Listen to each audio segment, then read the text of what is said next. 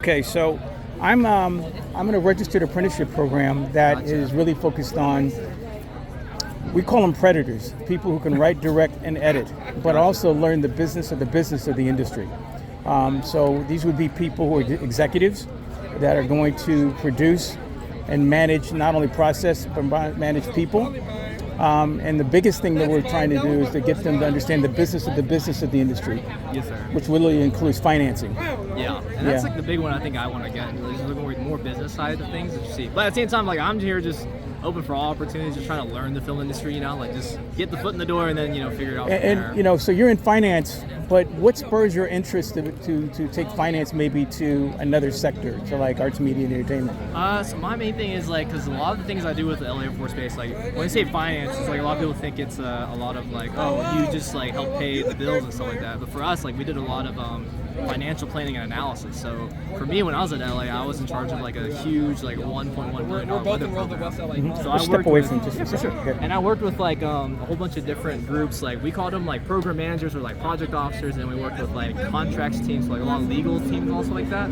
So like we were constantly like coordinating with all these people, like program managing, trying to figure out like how to get these programs up, funded, and like in process. So it was like really nice, like work with all these teams, and also like in my like. Wow, that was the major statements you made, working with teams and collaborative skill set, because a lot of people who are getting out of four-year university or even community college, they work on student projects, but they haven't really learned how to collaborate with people that they've never met before. And what's funny with that is usually when I was in the military, because like I've always wanted to do like production for the longest time. So back in college and back in like 2018 now, I was always jumping on a lot of PA gigs back in my time in Louisiana. And then when I came out here, and when I had my weekends, I would jump out on a lot of like different gigs and stuff like that. So I started as a PA and then did a lot of second AD, mostly indie stuff. Like then did AC work, and then I transitioned to AD.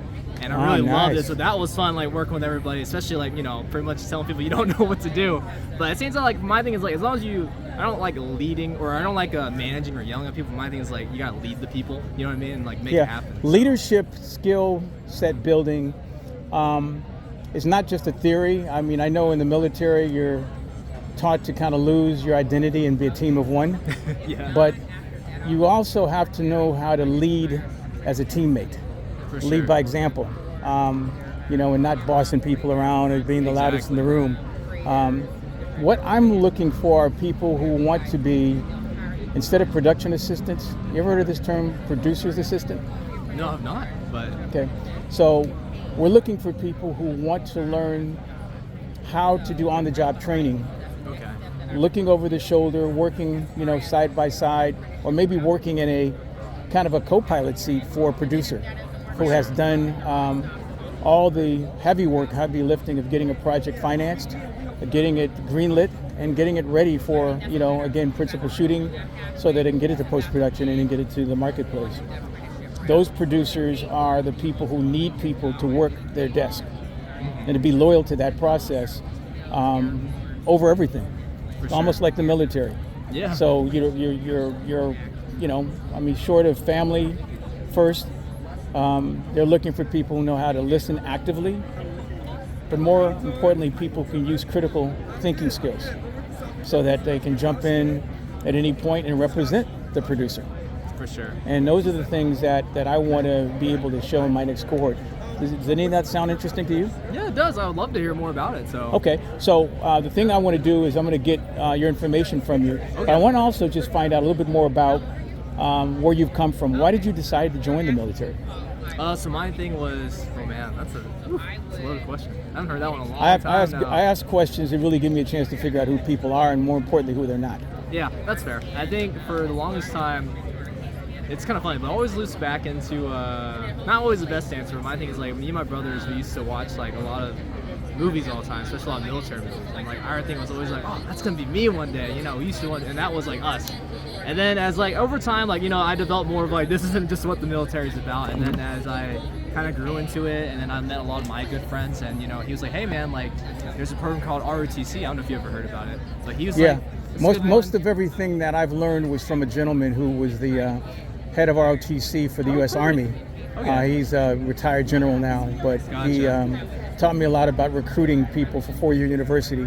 who would ordinarily would not have the financing to go to a 4-year experience. Exactly. Yes, So, sir. And that was, so did you do ROTC? Yes, sir. So that All was a right. big one too. It was like my friend was like, "You want to do ROTC?" And we checked it out, and I did it. And to be honest, I was on the fence because at the time, I was like, "I'm just gonna jump full into film and just give everything, figure it all out." But then thankfully, my friend kind of reeled me back and was like, do this ROTC thing first, like be an officer and see how you like it. And then we did it, and then I got lucky. I got to come out to LA and kind of live the dream a little bit, both worlds of like being an officer and doing like some production side on the stuff on the Wow. side. Okay, so this is really interesting to me. So what is exactly your thing that you can translate, your skill set that you learned in ROTC, being an officer, and what translatable skills can you take from that to your next gig, you think? I think my main thing, especially with ROTC and like the military, is working with people. It's like understanding people to like their core, and not about like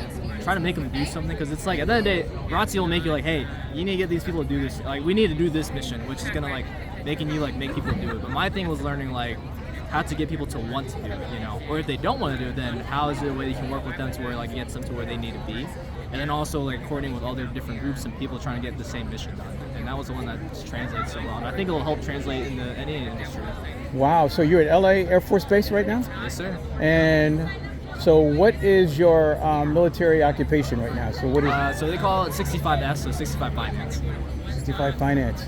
So have you ever heard of the military, okay, what is this thing called? They're in Irvine. They also have the military media activity. No, the Department of Defense media activity. Department of Defense, I have not, but I'll definitely look into it. No, I'm gonna plug you in. Oh, okay, awesome. They are the production services for the Armed Forces Network. Oh, okay, I gotcha. So, I've heard of the Armed so the Armed Forces Network is radio, TV, social media, everything that serves all the active duty folks who get that channel. Gotcha. And all of that stuff, including the Super Bowls, World Series, they produce a whole production just for active duty military, distribute and stream that to duty bases around the world. Okay. And That's so they have journalism, they have above and a below line production for all the things that put that project on the air and keep it on the air. So that's one of the things I'd love to have you know a little bit more about. Sure. I'm actually also interested in finding people who know a little bit more about. You've heard of this term called blood and treasure? No, sir, I'm not. Yeah, so blood and treasure is really a term that I've learned as a civilian about people who have served and sacrificed self for country above everything. And so one of the things that we're using blood and treasure as a narrative is for learning how we have been able to look at that from people of color. And so my question, what ethnic background are you? Vietnamese. Vietnamese. Wow. Are you first generation, second generation? Depends what your definition by the. Well, okay, so My parents were born over there and then immigrated, but I was born here. you're born here? Uh-huh. 'Cause that's what I was like. So some people were like, say, yeah, it's first generation. Others were like, oh no, you're technically second, but. Yeah.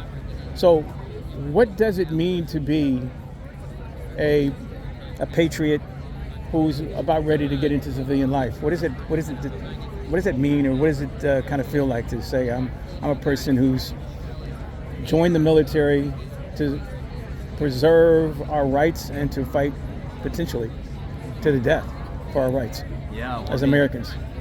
I mean, the main thing is it's like, I haven't done any other life, to be honest with you, for the longest time, especially since like high school, been in the military for so long. And and it's just something like after you do it for so long, and you feel really connected to the people you serve with, So it's like that's like your community, your people. Because like I told you, like with leading people, it's like you learn to not only lead people, you learn to really care about people, Mm-hmm. So it's hard to like say goodbye, but at the same time, for me, it's like it's something I want to do on the outside for so long. So it's like for me, it's time, and just trying to see what the world's like. So. Wow. Any role models or real models that have kind of been influential in building this person that you are? I mean, the main thing is probably just a lot of family, like my uncles and stuff like that. Because my parents, like they never went to university, but like my uncles, like some of them did, and for them, it's always like, hey, like even though. A lot of our family doesn't necessarily like go to school and do all this stuff like that. Like, you can try and do other stuff, especially versus what my parents expect, and try like other different little industries. So Okay. And there's the last thing. Have you ever shot or edited any piece or any projects? Oh man, a long time ago. I used to be actually a social media coordinator for my old university when I was back in school. So I would. What university was that? Louisiana Tech University. It's a very small school in Louisiana. Louisiana Tech. Okay, no, they got a great basketball program. Yeah, they do. Okay, Yeah. so sometimes people know Terry Bradshaw went there. Mhm. Yeah, so all sorts of stuff like that. So I used to do Didn't social Carl? media. What do you mean, Carl? No. I'm trying to think of the guy that played for the Utah Jazz. Carl Malone. Carl Malone. Yeah, he's from there. Yeah. I actually got to meet him. I like- He's a pretty cool guy. He owns a lot of businesses in the city of Ruston, Louisiana. So. Okay. All right, at least I'm up on my collegiate stuff. So no role models or real models that you can think of that helps you get to where you are right now. Besides just family, that's the main one. So. Oh, okay. Cool. All right. So I'm going to cut this right now.